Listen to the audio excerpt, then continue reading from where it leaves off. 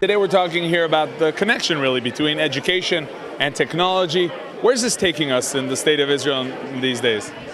Well, I think the key word is entrepreneurship. We have in Israel lots of entrepreneurs and startups. Actually, every second person in the street is now having a startup or recovering from another startup. So in this sense, it's really something that should happen, this connection between the startups nation and the people of the book. And in this sense, we see a very interesting connection. The real thing to learn is not what technology to use, but what we can learn from how kids interact with technology. And what we learn when we observe them is that whether they're at home or they're in school, they're very creative, they're very collaborative, they think strategically, they like to express themselves, they're motivated to learn more. And so anything that helps do that in a learning context is something that's really important. You know, as parents, educationally speaking, we like to move our kids away from the screens, especially from all the touch screens.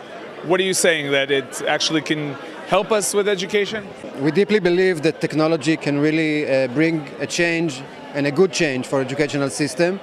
But of course, we're not blind to the dangers and the challenges that are out there. I think the main important thing is to be literate about technology and understand how it works and what is the dynamics, and out of this really know what we want to gain from it and what we want to be protected from. What's with the fear that is based on reality that the computer doesn't help a kid think? Sometimes, makes him into a zombie. So, look, in any medium and any tool, there are good implementations and bad implementations. And the great thing that's going on now is an enormous amount of research and practice on what constitutes good design and a good implementation. So if you follow those guidelines and those principles, the results will be better. And if you're careless and thoughtless, they won't be.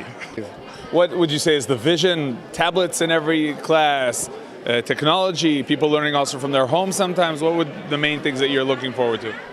Well, first, we don't believe in devices. It shouldn't be the tablets or computers. We see devices are the less important part of the story. We truly believe in the culture, and we think that we have lots of interesting things happening in internet culture in general, like Wikipedia or YouTube, that became a very strong vehicles for education.